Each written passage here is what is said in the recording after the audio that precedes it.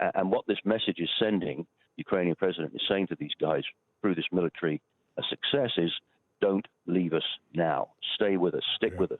We can push the Russians out. The Times today, two maps that show astonishing gains by the Ukrainian army.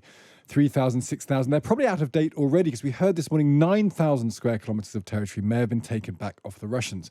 These kind of bulges happen in wars, but they don't always mean victory is on the way. How could the Ukrainians turn this success into total victory? Major General Tim Cross is a retired British Army officer and military logistics expert. Good morning to you, Tim. Good morning. Good morning. Is it possible to say this is a huge momentum is with the Ukrainian army? The potential for them is to go on and kick the Russians out of Ukraine, particularly the east, completely?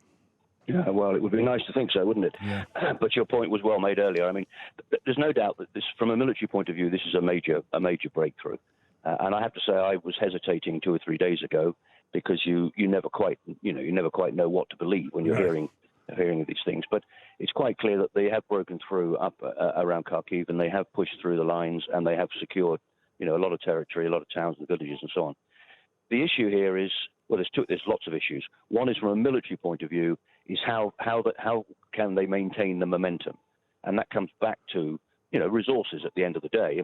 You mentioned that I'm from a logistics background, so can you sustain, maintain, reinforce, get more ammunition up there, get more fuel up there, get more people up there because they'll be taking casualties, and so on. And in military parlance, you reach what's called a culminating point, which is you have to take an operational pause whilst you pull your reserves and your logistics and so forth up.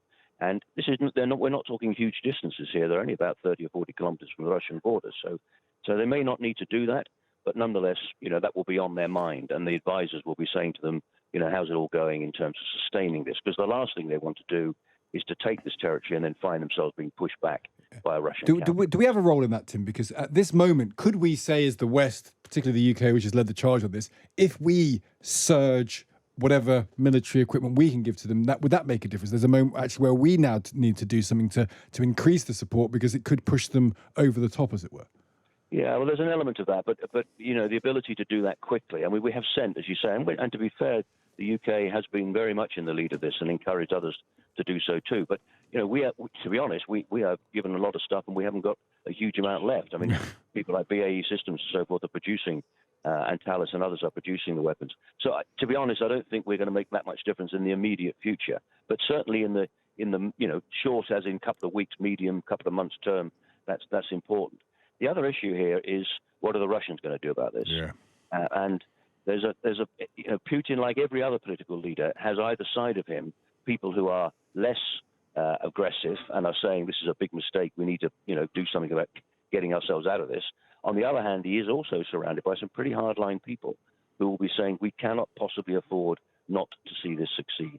And at one end of the spectrum, that is moving troops from the south, maybe mobilizing, moving other troops in from elsewhere in Russia.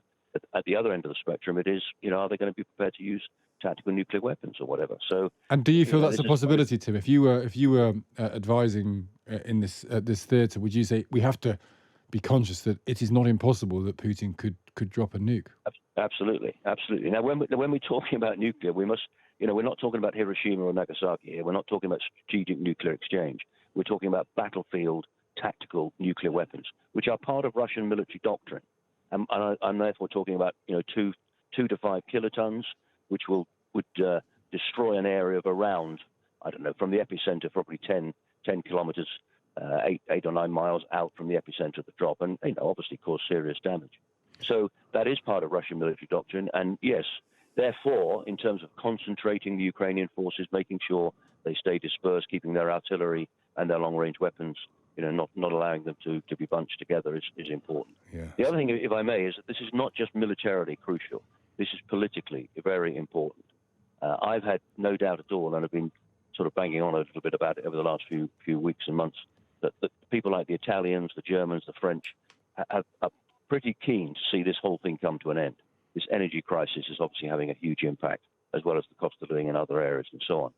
And what this message is sending, the Ukrainian president is saying to these guys through this military success is, don't leave us now. Stay with us. Stick with us. We can push the Russians out. Now, whether they can actually get them out from the whole of the Donbass, whole of the Crimea, is another issue. And I think we do need to be careful to think, to coin a phrase, I doubt very much that this is all going to be over by Christmas. Wars are never over by Christmas. No, that's a it's a good point to leave it on. Thanks for joining us, Tim. Great to speak to you. Okay, you're very welcome. That's Major General Tim Cross there, retired British Army officer.